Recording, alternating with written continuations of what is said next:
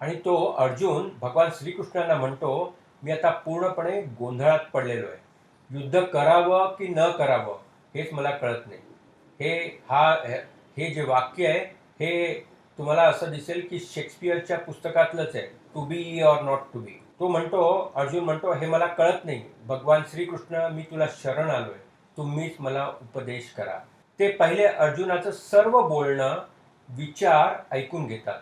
मग एक एक करून नवनवीन दाखले देत जातात. त्याच्या शंकांचं निरसन करतात.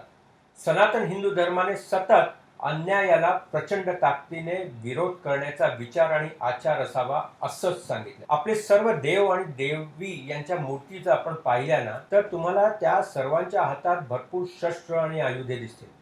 ही सर्व आयुधे क्रूर कर्म आणि नैतिकतेने न वागणाऱ्या राक्षसांविरुद्धच होतात. त्यांच्याबरोबर प्रचंड ताकदीने लढण्यासाठीच ती शस्त्र होती. कोणत्याही देवांनी दुबळेपणाला समर्थन दिलेलं नाही आहे. म्हणून जेव्हा श्रीकृष्ण असं अर्जुनाला सांगतात की उठ, युद्ध कर, तेव्हा आमच्यातील अनेक काही बुद्धिजीवी लोक आहेत, त्यांच्याकडून परमेश्वराकडून ते अशी हिंसेची अपेक्षा करत नाही. कारण परकीय आक्रमणामुळे आपलं जे मन आहे ना, बुद्धी आहे ना, ती ब्रेन वॉश झालेली आहे, गुलाम झालेली आहे. आपलं मन सतत आपल्याला हेच सांगत राहतं.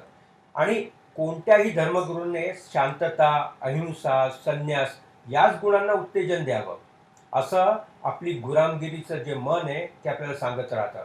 परंतु भगवान श्रीकृष्ण याच्या नेमकं उलट विरुद्ध सांगत आहे. अर्जुनाने वीराला न शोभणारा दुबळेपणा दाखवलाय.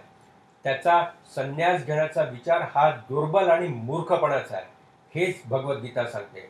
याचं कारण म्हणजे गीता निर्दयपणे, क्रूरपणे, स्वार्थी भावनेने जे लोक सत्ता काबीज करतात, स्वार्थी भावनेने पैसे कमवतात, हे सगळं असुरी गुण आहेत असेच विचार भगवद्गीता मांडते.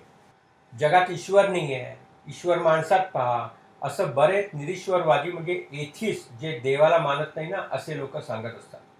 आणि वासनेची ईश्वर म्हणून पूजा करणारी बरीच असुरी माणसेही जगात आहेत.